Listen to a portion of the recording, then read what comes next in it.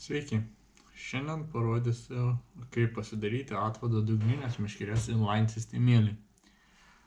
Mums prireiks karoliukų. Dydis nelabai svarbu. Jos galima nusipirkti iš daugumos siuvimo reikmenų parduotuvių. Jie turi tokie būti kiauri, kad važinėtų volu. Po to fluorokarboninio valo 0,4 diametro aš naudoju, kad būtų tvirtas ir kad jokios kriauklės ar kiti kliuviniai vandenyje nepažeistų valą. Pinto valo atvadai linkę nutrūkti, jei dugnas kriauklėtas ar pavadėlis apsisuka aplink atvadą ir traukiant gali nupjauti. Štai kaip atrodo pinto valo atvadai, matosi net susidėvėjimas, aš jį naudojau, esu kelias šėryklas taip palaidojus, kad tiesiog nutrūksta nuo susidėvėjimo ar kažkokio susipinimo. Ir su fluorokarbonu dar nėra taip nutikę. Po to variniai vamzdeliai 1 mm diametro, kad tilptų sulenktas 0,4 mm valas. Būtent šitas. Jeigu mes naudosime storesnį valą 0,5, tai jau reiktų vamzdelio, kurio diametras yra 1-2 mm. Kad laisvai pralystų ir po to užspaustų. Replės skirta vamzdeliams suspausti. Specialios žnyplės. Čia įsistato vamzdelis. Nerūdijančio plieno suktukas. Segtukas su suktuku. Šiuo atveju naudoju 14 dydžio. Tikrai stiprus, patikimas, 15 kg atlaikantis. Čia reiktų bent jau apie 8 kg, kad atlaikytų, nes visokių irgi būna, kad kinietiškas blogas, tai tiesiog per suktuką nutrūksta. Taip pat mums prireiks šilumos susitraukiantys vamzdeliai, užtikrinti atvado ilgaamžiškumą. Galima naudoti ir karpinėse sistemose naudojamus kaip ir valo rankovės. Jos, pavyzdžiui, taip atrodo.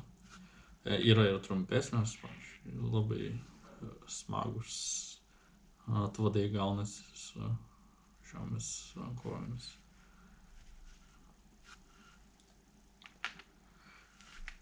Atvadų optimalus ilgis yra apie 7 cm, gali būti 5, 8, 9, bet nereikia per ilgo.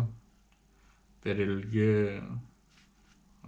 daugiau pinasi ir didelės naudos nuo to tikrai nėra. Tai va, pradedame. Pradėsime nuo valo atkarpos. Galime skirpti. Šiek tiek liesą, kad turėtumėm kur suklysti. Užmauname vamzdelį.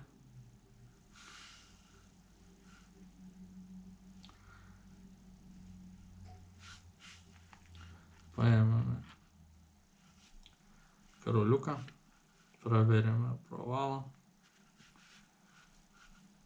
Valą sulenkiame ir prakišame vėl pro vamzdelį.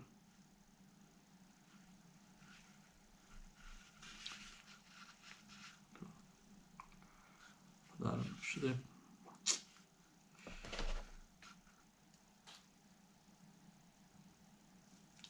Galime užspausti čia tvirtai. Suspaudžiame.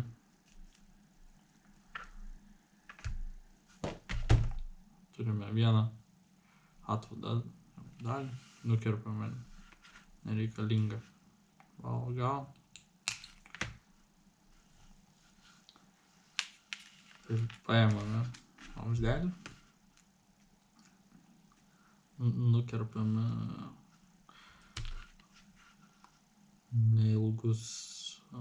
neilgas atkarpas vamzdelio. Iškart jas abi sumauname ant atvado. Vieną užmauname prie roliuko. Užmauname jį.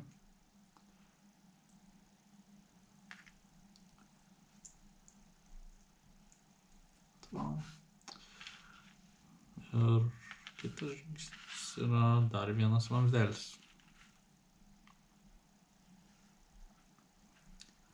Taip, vamzdelį laikome, nepaleidžiame, kad neįkirstų į vamzdį. Taip. Užveriame segtuką su suktuku. Prakišame vėl sulenkę valą pro vamzdelį.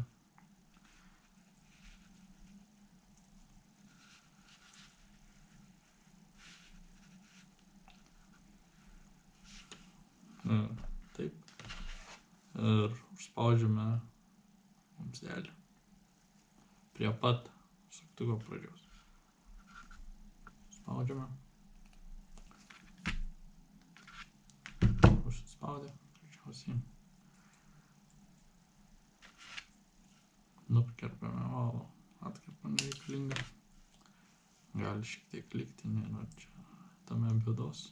Užmauname vamzdelį ant šio suspausto varinio vamzdelio.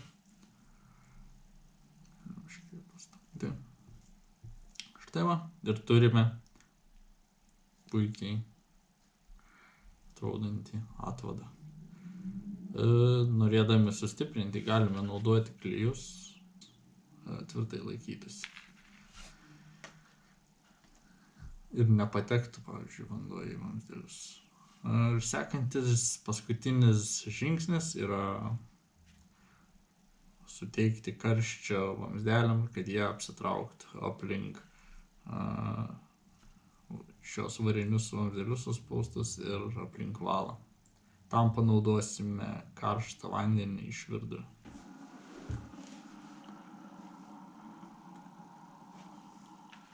Įmetame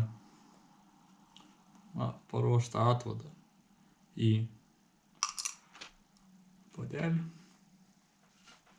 ir užpilame virusį vandenį.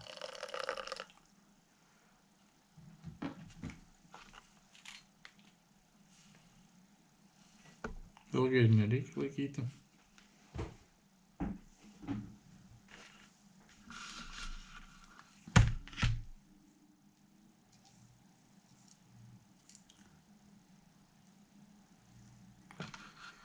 Štai turime paruoštą žvejybai atvadą, kurį galima mauti ant valo. Ir jis puikiai mums tarnaus.